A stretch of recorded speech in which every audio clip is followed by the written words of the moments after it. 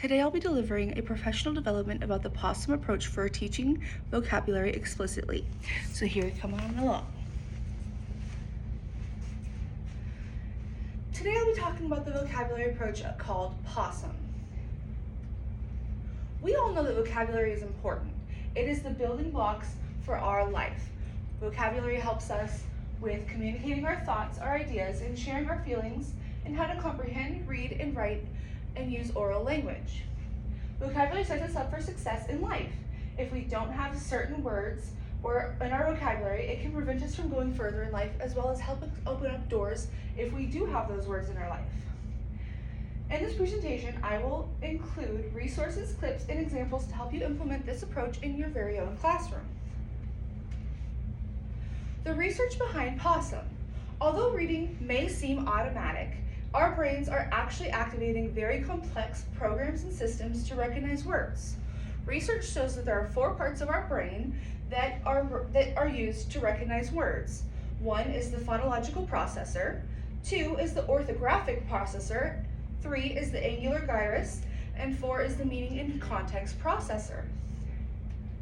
With each of these, we have the thought behind it. So we have the phonological processor, which processes the speech and the sounds, which is the phonemes.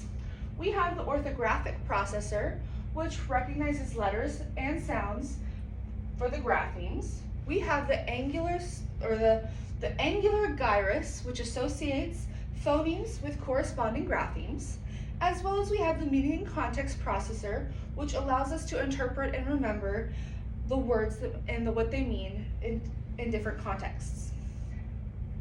Right here we have the little graphic organizer for how the 4-part processing model works for word recognition. Up here we have the context processor, then it goes down to the meaning processor, and then it shoots down both ways, and they're kind of interchangeable with the phonological processor, which is the oral language and oral input and output, but it can also go down to the orthographic processor, which is the written language input and output. This brings us to POSSUM. This vocabulary approach is explicit and systematic and engages all parts of the brain needed to recognize words. This approach was created by Dr. Mary Ann Wolfe. She used evidence she found in the evidence-based stuff called RAVE-O program. POSSUM was created based off of 2 decades worth of neuroscience research in the developing reading brain. Mary Ann Wolfe published the POSSUM approach in her own book called Proust and the Squid, and the Story of Science of the Reading and the Brain. It was originally published in 2007. You can take a further look about this method by watching a podcast that had Mary Ann Wolfe on herself, and you can kind of see how excited she's about it and her own passion behind the project. And that is in this podcast link right here, which you can find in your own presentation. You can also read about this in her book, Proust and the Squid, and the Story of the Science of Reading in the Brain. Now let's get into POSSUM itself.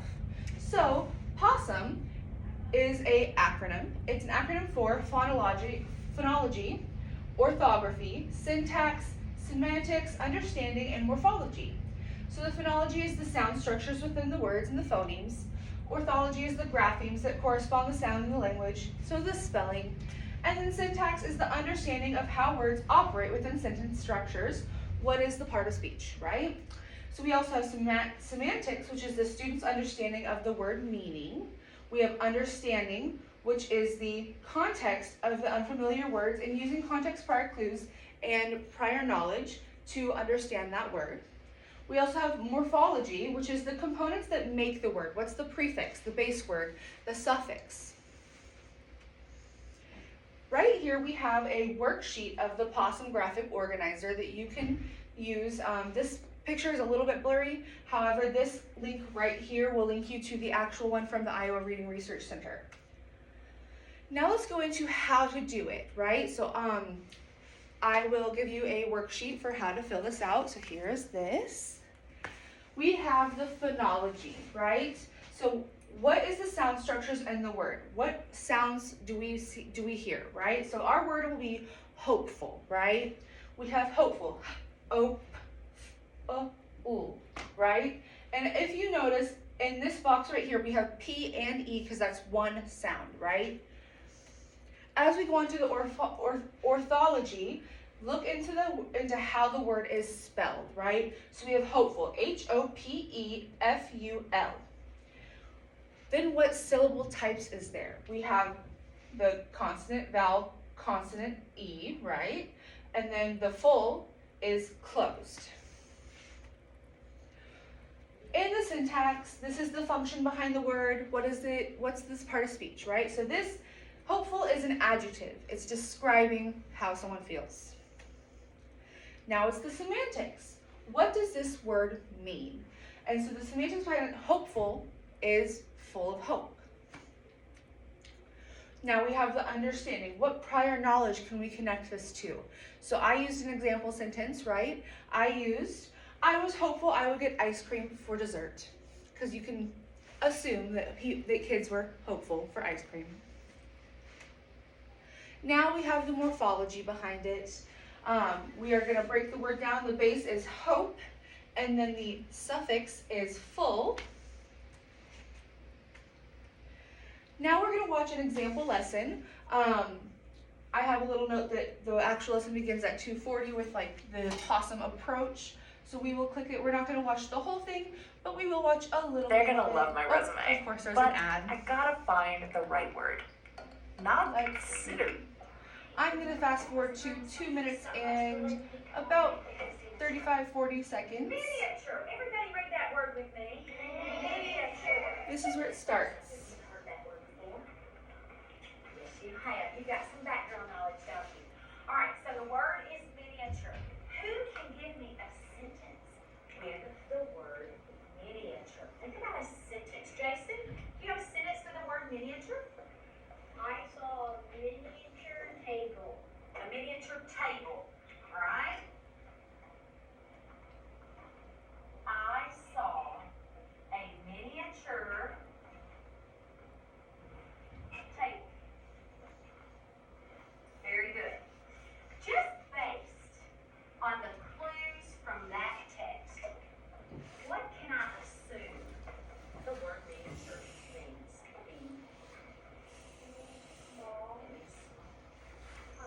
Okay, all right, put your hands down. Now, this is where we are going to do our activity. The first letter is the letter what? P. And the P stands for phonology. Say phonology. Phonology. Phonology is just the way the word sounds. How many of you know that when your teacher is asking you to tap out a word, you're giving me the sounds in that word? That's what we're going to do. We are going to break apart the word phonology by its sounds. We're going to map this word. Are you ready to map this word with me? Yes. Because a couple of the letters in this word don't make the sounds we are accustomed to. Okay? One of them you've learned.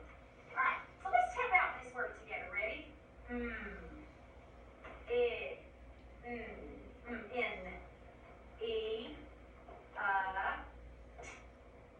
Your. Miniature. Say it. Miniature. Let's tap it out. Go. Your. Miniature. Woo!